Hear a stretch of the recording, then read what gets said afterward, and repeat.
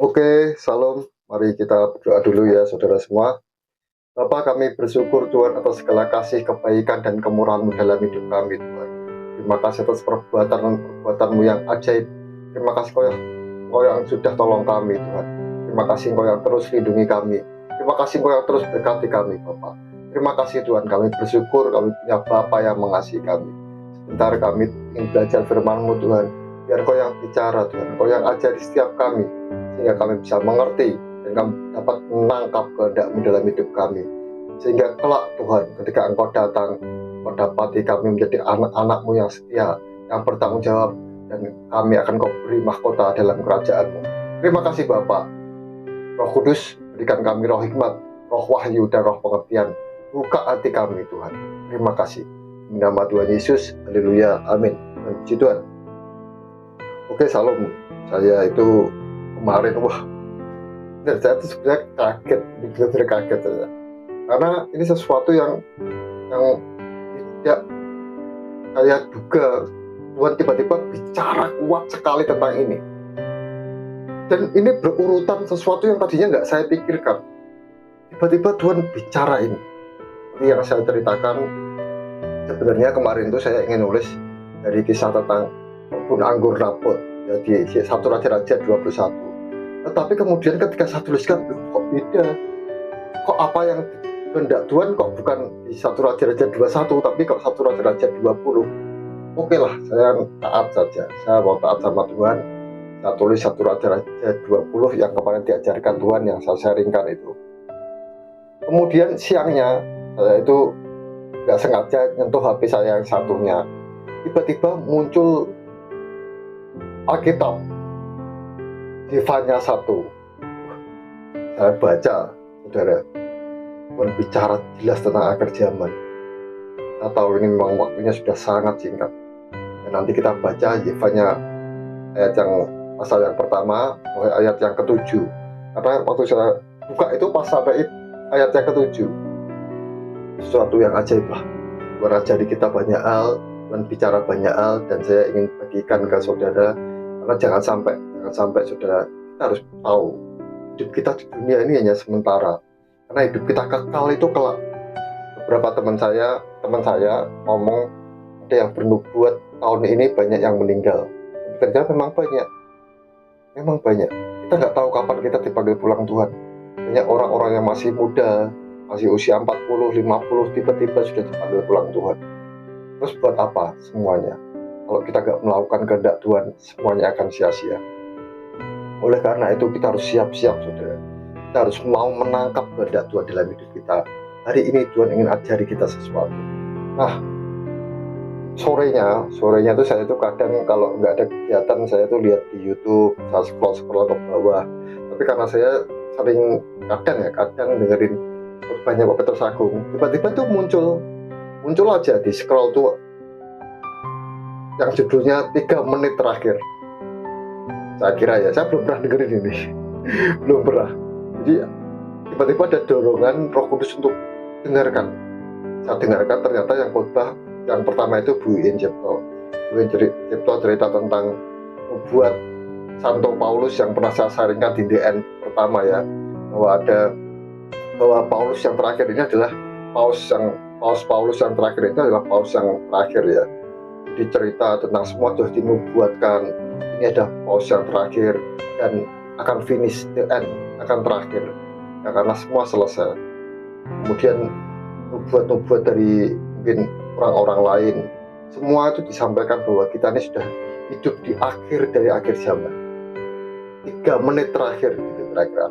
Memang saudara, jadi gini, tapi kok nggak tepat Pak tahunnya? Semua tahun itu prediksi. Jadi kalau ada orang yang bernubuat tentang tahun, itu prediksi sebenarnya. Tidak ada yang tahu, karena dikatakan Alkitab seperti itu. Harinya, tanggalnya, bulannya, tahunnya itu nggak ada yang tahu. Bahkan malaikat, anak atau Tuhan Yesus sendiri nggak tahu. Yang tahu adalah Bapa. Jadi kalau misalnya nubuat di 3 menit terakhir itu kok nggak tepat tahunnya, ya kalau memang tahun itu hanya prediksi. Tapi kita diberitahukan tanda-tanda zamannya. Ya, seperti yang saya sharingkan bahwa sebenarnya COVID ini kan tujuannya untuk chip RFID. Tujuannya nanti untuk chip RFID supaya kita bisa menjual, membeli dengan tanda chip itu. Ini semua baru didata, semua baru diatur lah sedemikian rupa menuju penggendapannya. Terus apa kita divaksin salah? Oh, nggak salah sih menurut saya. Hanya karena pilihan aja. Nanti ke depan kita akan tahu bahwa semua itu ada pilihan. Jadi kalau misalnya dosa nggak dosa, saya nggak bilang divaksin dosa, nggak dosa. Tapi itu hanya nanti ke depannya akan ada pilihan yang akan kita dapatkan untuk tanda chip ini. Oke? Kemudian juga perang, kalau kita tahu ya, perang dunia 3 ini kalau terjadi, wah ini perang nuklir ini pasti. Karena semuanya sudah punya nuklir. Siap-siap saja. Beruang itu Rusia, dan yang dinubuatkan juga di 3 menit terakhir itu. Ya, kita akan, ya gitulah sekarang ini. Saya yakin tujuannya sih seperti ini. Yerusalem akan kalah. Dan Amerika, kemudian mereka diserang oleh pasukan Armageddon, pasukan apa ya, yang di Alkitab itu.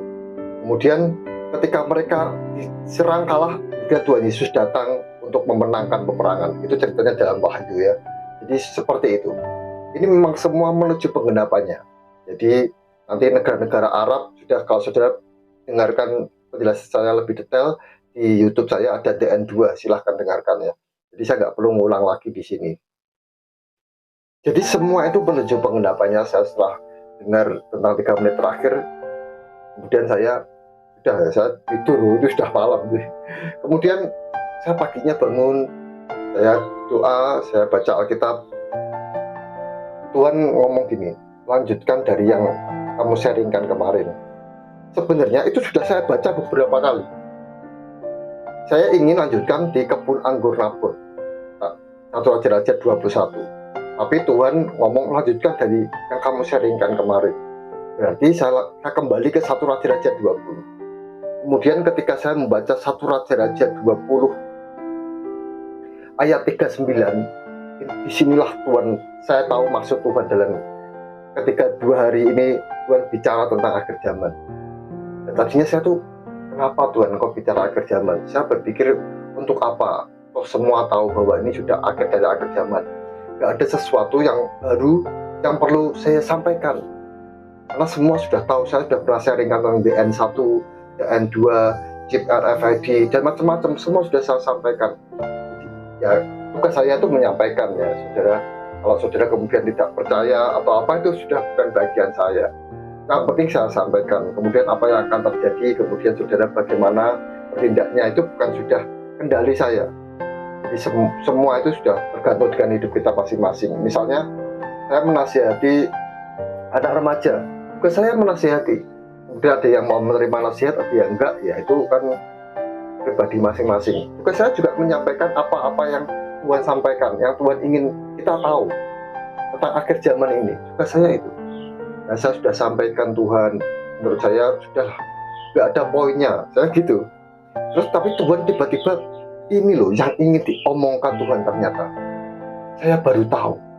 Coba kita baca di 1 Raja-Raja 20 ayat 39. Kita baca dulu sebenarnya apa sih yang ingin disampaikan Tuhan. Kenapa Tuhan bicara tentang akhir zaman? 1 Raja-Raja 20 ayat yang ke 39.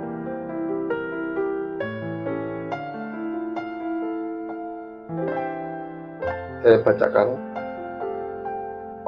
Pada waktu raja lewat, ia mengadukan halnya kepada raja, katanya, ketika hambamu ini maju ke tengah pertempuran, tiba-tiba ada seorang meninggalkan barisan dan membawa seorang kepadaku sambil berkata, garis bawah ini, jagalah orang ini.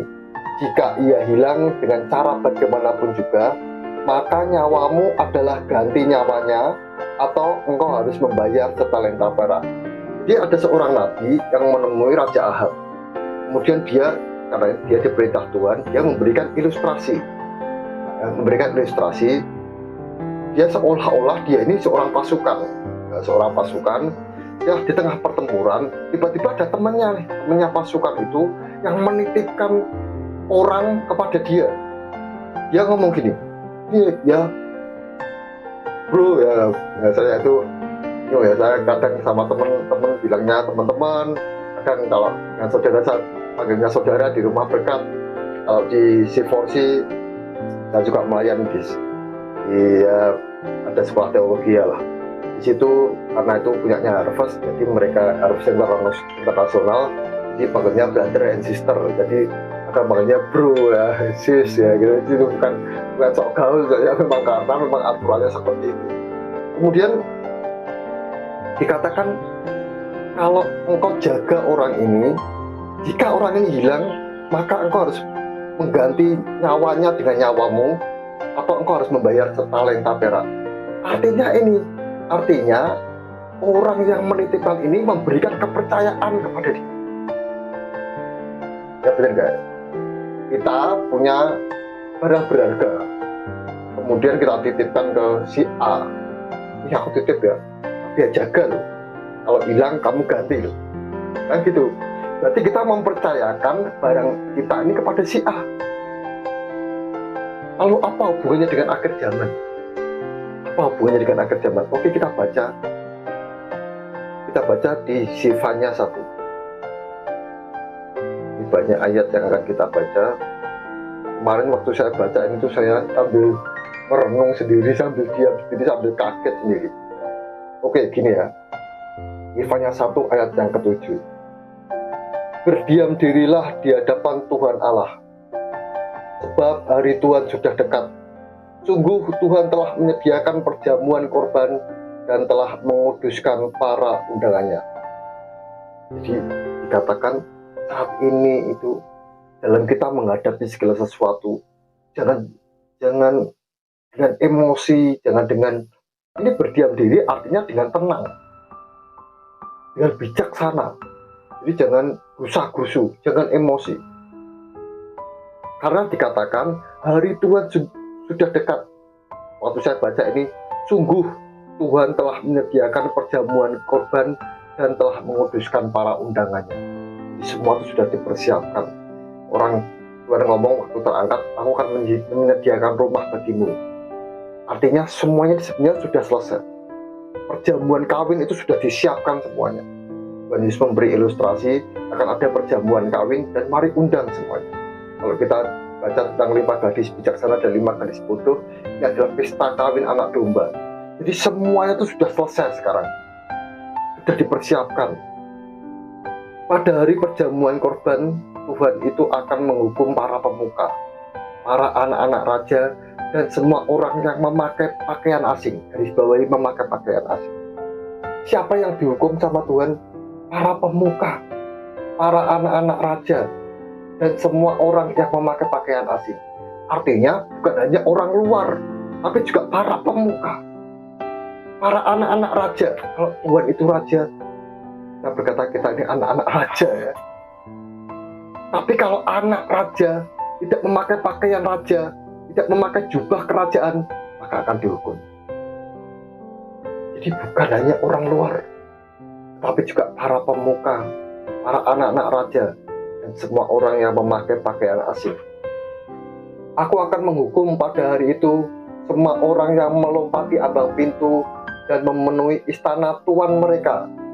Garis bawahi istana tuan mereka dengan kekerasan dan penipuan. Jadi saudara, saya itu sebenarnya ya gimana ya? Saya tuh suka mendukung gereja, tapi saya nggak suka buka gereja. Tapi hari ini Tuhan kuat sekali untuk saya buka gereja. Saya berpikir buka gereja tuh dananya nggak sedikit, yang dibutuhkan juga nggak sedikit. Tapi kemudian ada beberapa orang yang mendukung saya. Ya saya serahkan kepada kehendak Tuhan, ya sudah. Tapi hari ini apa sih artinya? Aku menghukum pada hari itu semua orang yang melompati ambang pintu dan memenuhi istana tuan mereka dengan kekerasan dan penipuan. Jadi orang yang anak raja yang ada di istana, tapi mereka keluar menuju dunia, kemudian memenuhi istana tuannya atau membawa segala sesuatu yang tidak baik dalam kehidupannya. Itu kalau kita baca di terjemahan lain, itu orang yang suka menipu, yang suka memeras, yang suka tidak baik. Jadi dia tuh memanfaatkan gereja, hal yang rohani, untuk sesuatu yang tidak baik. Hati-hati. Kalau ini dilakukan siapa? Ya, dilakukan anak-anak Tuhan juga, pelayan-pelayan Tuhan juga. Maka pada hari itu demikianlah firman Tuhan, akan terdengar teriakan dari pintu gerbang ikan, dan ratapan dari perkampungan baru, dan bunyi keruntuhan hebat dari bukit-bukit. Merataplah, hei penduduk perkampungan lumpang, sebab telah habis segenap kaum pedagang, telah lenyap segenap penimbang perak. Pada waktu itu aku akan menggeledah Yerusalem. Menggeledah Yerusalem artinya rumah Tuhan sendiri, dengan memakai obor, dan akan menghukum orang-orang yang telah mengental seperti anggur di atas endapannya, dan yang berkata dalam hatinya, Tuhan tidak berbuat baik dan tidak berbuat jahat. Menggeledah Yerusalem artinya ini adalah Tuhan itu akan menggeledah rumah Tuhan sendiri, gereja-gereja, orang-orang yang rohani, yang dikatakan telah mengental seperti anggur. Anggur itu bicara apa? Anggur itu bicara kasih. Tapi anggur itu kalau dia tidak disalurkan, kasih yang tidak disalurkan, dia akan mengental. Artinya membeku. Kasih akan menjadi dingin. Jadi saya tuh dulu suka ya minum dengan beberapa teman saya. Ayo diminum, kalau enggak mengental loh ya. Akan menjadi keras, akan menjadi dingin, akan menjadi beku. Jadi siapa yang digeledah Tuhan? Orang Yerusalem atau orang-orang yang ada di gereja, orang-orang anak-anak Tuhan yang kasihnya sudah beku, yang enggak punya kasih, yang kasihnya enggak disalurkan. Kemudian maka harta kekayaannya akan dirampas dan rumah-rumahnya akan menjadi sunyi sepi. Perhatikan, sia-sia saudara mengumpulkan harta kekayaan. Itu sebenarnya kalau nggak kita salurkan, sia-sia.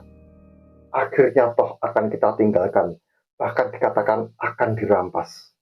Dirampas siapa? Ya antikris. Kalau kita ngomong tentang akhir zaman. Apabila mereka mendirikan rumah, mereka tidak akan mendiaminya. Apabila mereka membuat kebun anggur, mereka tidak akan minum anggurnya. Sudah dekat hari Tuhan yang hebat itu. Sudah dekat dan datang dengan cepat sekali. Ini waktunya percepatan. Tahun-tahun ini benar-benar tahun yang sangat cepat.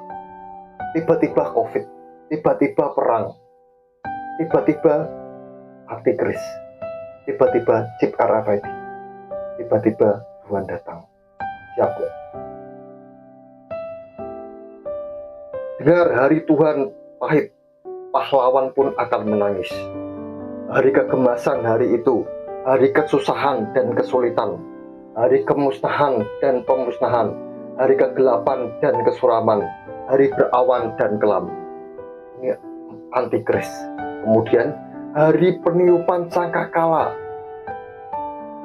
dan pekik tempur. Kalau kita baca kitab Wahyu, sangkakala yang pertama, sangkakala yang kedua, sangkakala itu hari-hari di mana ada murka Tuhan.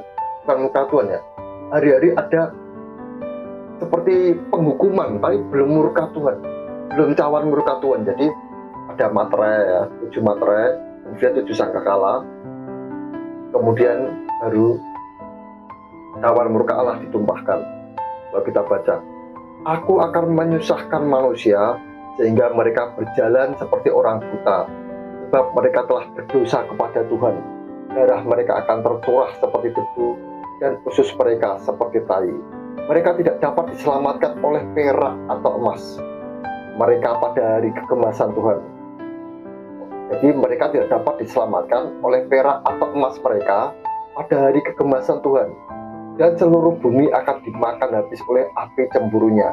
Sebab kebinasaan, malah kebinasaan dasar diadakannya terhadap segenap penduduk bumi. Hari-hari ini saudara, sebenarnya kita sudah menuju hari-hari ini. Sudah menuju hari-hari ini. Banyak hal yang perlu kita garis bawahi dari Zefanya 7 ini. Saya waktu baca ini kaget saya nggak sengaja sentuh, tiba-tiba muncul Zefanya 7, Zefanya 1 ayat yang ke-7 ini, dan seterusnya. Saya baca, wah saya kaget. Tuhan seperti ingin bicara, ingatkanlah, aku mau datang. Ingatkanlah, ini sudah akhir zaman. Tuhan seperti bicara itu. Kita harus tahu bahwa ini adalah akhir dari akhir zaman. Kemudian tadi pagi saya tuh nggak tahu benar, saya nggak tahu kalau hari ini tanggal 20 April ini 2023 ada gerhana matahari. Ya, coba kita baca di Matius 24 ayat 29 sampai 44. Kita baca, segera sesudah siksaan pada masa itu, matahari akan menjadi gelap dan bulan tidak bercahaya, dan bintang-bintang akan berjatuhan dari langit, dan kuasa langit-langit akan goncang. Pada waktu itu akan tampak tanda Anak Manusia di langit, dan semua bangsa di bumi akan meratap, dan mereka akan melihat Anak Manusia itu datang di atas awan-awan di langit dengan segala kekuasaan dan kemuliaannya. Dan dia akan menyuruh keluar malaikat-malaikatnya dengan meniup sangkakala yang dahsyat bunyinya, dan mereka akan mengumpulkan orang-orang pilihannya dari keempat penjuru bumi, dari ujung langit yang satu ke ujung langit yang lain. Tariklah pelajaran dari perumpamaan tentang pohon ara. Apabila ranting-rantingnya melembut dan mulai bertunas, kamu tahu bahwa musim panas sudah dekat. Demikian juga dikatakan, jika kamu melihat semuanya ini, ketahuilah bahwa waktunya sudah dekat, sudah di ambang pintu. Aku berkata kepadamu, sesungguhnya angkatan ini tidak akan berlalu sebelum semuanya ini terjadi. Langit dan bumi akan berlalu, tetapi perkataanku tidak akan berlalu. Tetapi tentang hari dan saat itu tidak seorang pun yang tahu. Malaikat-malaikat di surga tidak, dan anak pun tidak, hanya Bapa sendiri. Kemudian kita lanjutkan ya. Sebab sebagaimana halnya pada zaman Nuh, demikian pula halnya kelak pada kedatangan Anak Manusia. Sebab sebagaimana mereka pada zaman sebelum air bah itu makan dan minum, kawin dan mengkawinkan, sampai kepada hari Nuh masuk ke dalam bahtera, dan mereka tidak tahu akan sesuatu sebelum air bah itu datang dan melenyapkan mereka semua. Demikian pula halnya kelak pada kedatangan Anak Manusia. Jadi semua itu gak menduga, tapi ingat, Tuhan itu Tuhan yang Maha Kasih. Orang-orang yang mau dipakai Tuhan, orang-orang yang terus hidup dalam kehendak Tuhan, maka dia akan dibawa masuk ke dalam bahtera. Artinya dia tidak ikut dalam murka Allah. Dia diselamatkan seperti Nuh, seperti pada zaman Nuh. Dia juga diselamatkan. Tapi kejadiannya juga sama, sesuatu yang kadang tidak kita duga. Tapi semua berlalu dengan cepat, terjadi dengan cepat, seperti yang dikatakan Zefanya tadi. Kemudian dikatakan seperti ini, pada waktu itu kalau ada dua orang di ladang, yang seorang akan dibawa dan yang lain akan ditinggalkan. Ini bicara tentang berapa persentase orang yang diangkat, orang yang dibawa, orang yang diselamatkan. Atau kalau kita lihat ini 50% ya, satu dibawa, satu tinggal. Kalau ada dua orang perempuan sedang memutar batu kilangan, yang seorang akan dibawa dan yang lain akan ditinggalkan. Karena itu berjaga-jagalah, sebab kamu tidak tahu pada hari mana Tuhanmu datang. Tetapi ketahuilah ini, jika tuan rumah tahu pada waktu mana datang, pada waktu mana pada malam hari pencuri akan datang, sudahlah pasti ia berjaga-jaga dan tidak akan membiarkan rumahnya dibongkar. Sebab itu hendaklah kamu juga siap sedia, karena Anak Manusia datang pada saat yang tidak kamu duga. Nah, kita berhenti dulu di sini, nanti kita lanjutkan ayat selanjutnya. Kenapa kita berhenti di sini? Karena saya ingin sampaikan dulu, Tuhan itu hari-hari ini berkata bahwa Tuhan segera datang. Waktunya sudah sangat singkat. Tuhan mau datang, seperti zaman Nuh. Zefanya dikatakan, Tuhan waktunya sudah dekat, sangat dekat. Tuhan mau datang. Gerhana matahari, ya, bulan matahari menjadi gelap. Semua tanda-tanda yang sudah kita dapati. Ya, Tuhan segera datang. Jadi Tuhan ingin kita tahu bahwa ini akhir dari akhir zaman. Tuhan segera datang. Di nubuat-nubuat, di banyak ramalan-ramalan ya saudara. itu semua mengatakan bahwa ini kita sudah di 3 menit terakhir mungkin. Memang kalau dihitung tahun itu kita nggak tahu prediksinya berapa tahun, karena memang dikatakan kita nggak akan tahu hari saatnya, tapi kita harus tahu bahwa seperti pohon ara, ketika semuanya sudah terlihat, maka Tuhan akan segera datang. Nah, kemudian sebenarnya kalau Tuhan bicara tentang akhir zaman, saya itu sudah bicara dari DN1, DN2, banyak hamba-hamba Tuhan juga yang sampaikan bahwa ini sudah akhir zaman. Kita semua sudah tahu kok, ini sudah akhir zaman. Lalu apa sih Tuhan, maksud Tuhan untuk kami, untuk kita di akhir zaman ini? Nah, ternyata Tuhan bicara di 1 Raja-Raja 20 ayat 39 tadi. Kalau aku ini seorang pasukan, kemudian ada temanku yang menitipkan seseorang, kalau dia mati maka kamu ganti nyawamu, atau kamu harus kena denda setalenta perak. Artinya ini sebuah kepercayaan. Jadi Tuhan ingin bicara kepercayaan. Di akhir zaman ini sebenarnya Tuhan itu seperti menitipkan kita sebuah kepercayaan. Coba kita lanjutkan di Matius 24 tadi ayat 45 sampai 51. Ini ternyata sama. Coba ini kita lanjutkan yang akhir zaman yang dikatakan Tuhan tadi. Seperti ini. Siapakah hamba yang setia dan bijaksana, yang diangkat oleh tuannya atas orang-orangnya untuk memberikan mereka makanan pada waktunya? Dikatakan, berbahagialah hamba yang didapati tuannya melakukan tugasnya itu ketika tuannya itu datang.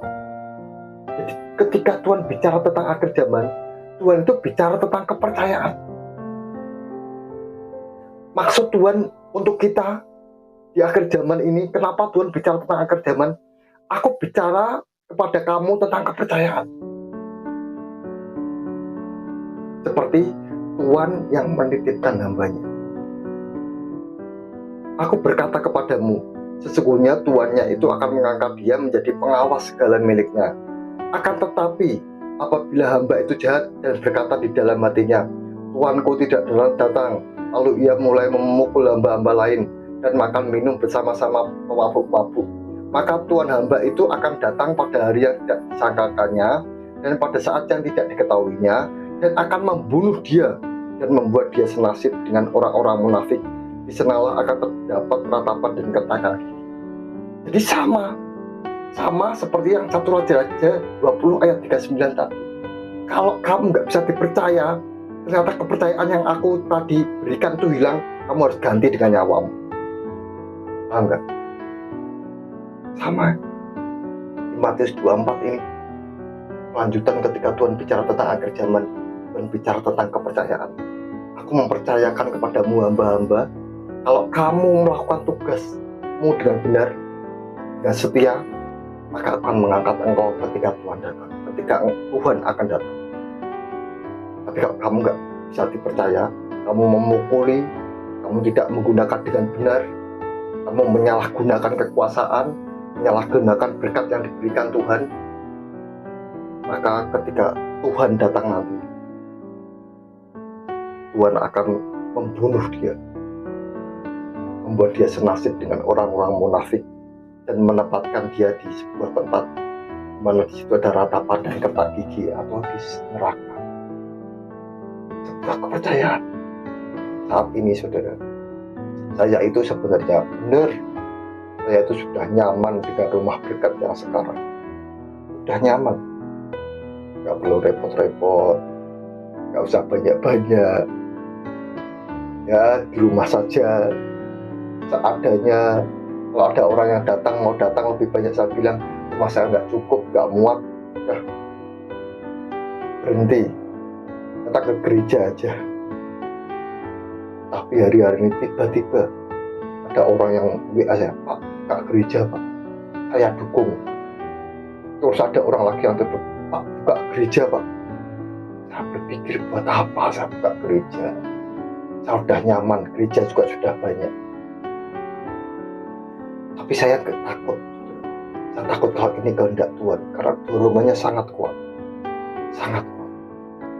Oke lah Tuhan, kehendak, kalau ini memang kehendak-Mu jadi, saya tahu ini akan repot, tapi Tuhan berkata ini bukan saatnya malas-malasan. Kamu, aku percaya, bukan untuk menjadi hamba yang malas, tapi untuk mengembangkan apa yang sudah aku percaya. Oke lah, saya berdoa, kalau memang saya ada tempat ya saudara, memang ada tempat. Saya ada tempat, kalau memang Tuhan menghendaki tempat ini ada, oke. Saya akan buka, bukan gereja dulu, mungkin saya akan buat persuara doa dengan kualitas gereja. Jadi dengan sound system, dengan macam-macam, dan kemudian saya kalau punya gereja, saya nggak ingin gereja yang eksklusif, nggak ingin. Jadi saya ingin gereja yang inklusif, atau bukan gereja yang orang-orangnya tuh hanya orang-orang gereja saja, orang-orang yang hebat-hebat saja, orang gereja yang eksklusif, tidak semua orang bisa masuk gitu, artinya gitu. Tapi saya ingin gereja yang menjangkau banyak jiwa, menjangkau orang-orang yang miskin, menjangkau orang-orang yang gak punya, menjangkau orang-orang yang kekurangan, yang kebutuhan, bisa untuk tempat rumah singgah, orang diam, orang datang, orang minum, macam minum ya, orang menghilangkan dahaga. Mungkin saya ingin di situ, saya memang punya teman yang ingin saya tempatkan di tempat itu. Saya beri berkat, kalau ada berkat Tuhan saya beri untuk masak. Kalau ada orang yang kekurangan makan, dia bisa makan di situ. Saya tertarik, ada sebuah, dulu saya pernah lihat di film ya, ada sebuah rumah makan yang ditulis gini, untuk lansia dan anak-anak boleh makan gratis. Nah, saya juga ingin seperti itu. Jadi ketika ada anak yang kekurangan makan atau lansia yang kekurangan makan, dia bisa datang ke situ makan gratis. Kita gunakan untuk waktu-waktu ibadah, misalnya hari Minggu. Orang itu kadang berpikir gini, ibadah itu hanya rohani saja.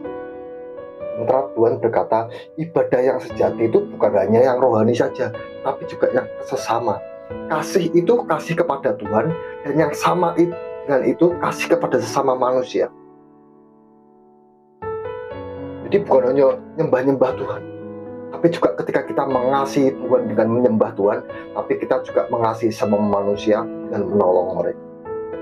Seperti orang Samaria yang baik hati. Oke Tuhan, aku buat. Wah, saya tuh kemudian ngomong, ada tempat dijual. Wah, ini cocok. Saya tawarkan ke teman saya, mau nggak?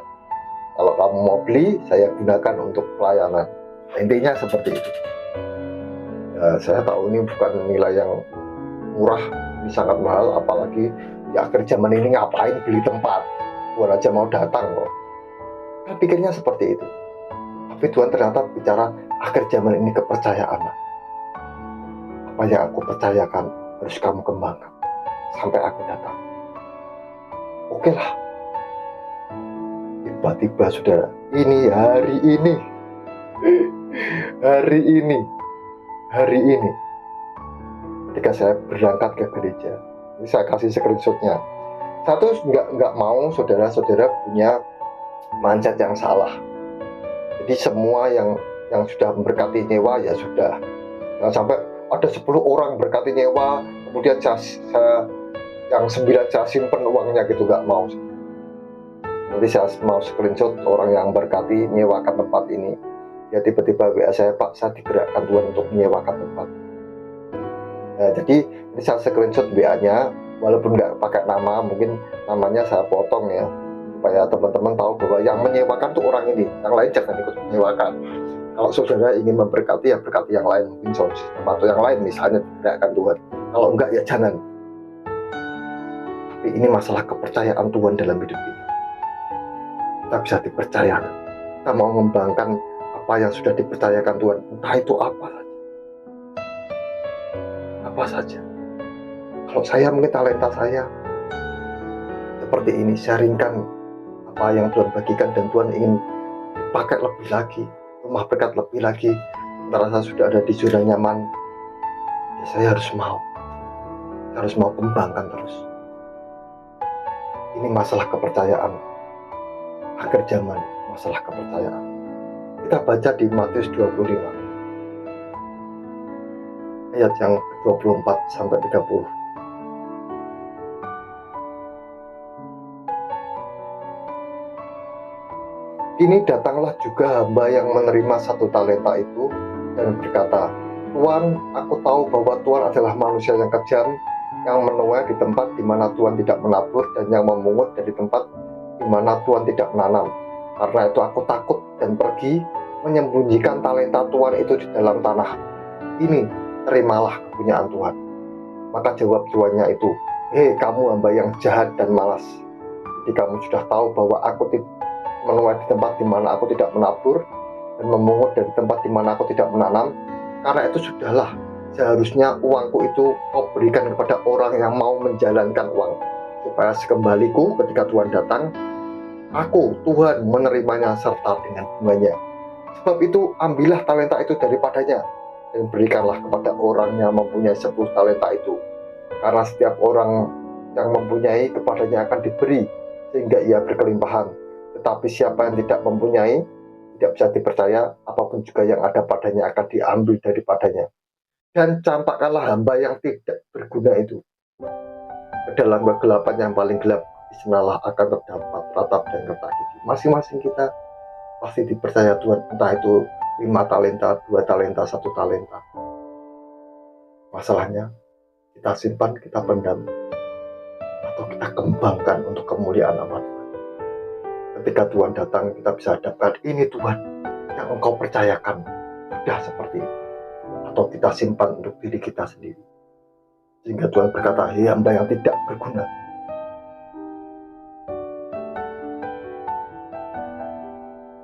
aku akan mengambil semuanya. Dan hamba yang tidak berguna ini dicampakkan ke dalam kegelapan yang paling gelap. Jadi saudara, hari-hari ini Tuhan bicara tentang akhir zaman. Kenapa? Karena Tuhan ingin bicara tentang kepercayaan dalam hidup. Apakah apa yang sudah dipercayakan dalam hidup kita pakai atau kita simpan? Kita pakai untuk kemuliaan Tuhan, untuk pekerjaan Tuhan, atau kita simpan, kita ada di zona nyaman gitu.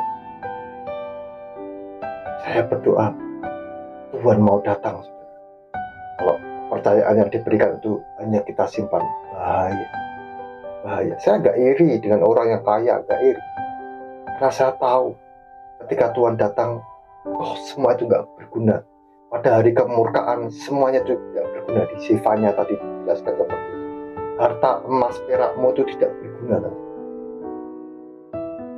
Karena Tuhan sudah mengatakan ini Tuhan mau datang. Karena ada hari kesusahan besar. Karena hari ada ini saatnya semua yang dipercayakan Tuhan itu kita jadikan berguna. Ini saatnya. Tuhan bicara ini bukan untuk orang lain, tapi untuk kita, anak-anaknya, untuk kita, umatnya. Saya akan tutup di 2 ayat, 1 Petrus 4 ayat 17 dan Hosea 4 ayat yang ke-6. 1 Petrus 4 ayat 17.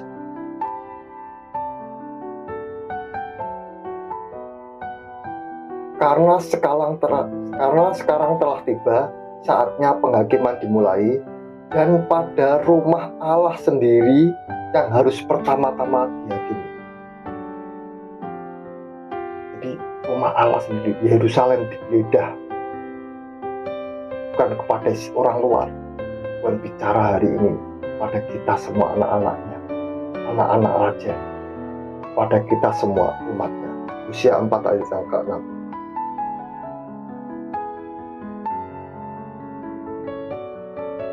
Hosea 4 ayat yang ke-6.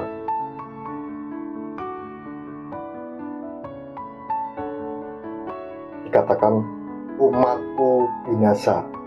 Pada siapa? Umatnya. Karena tidak mengenal Allah.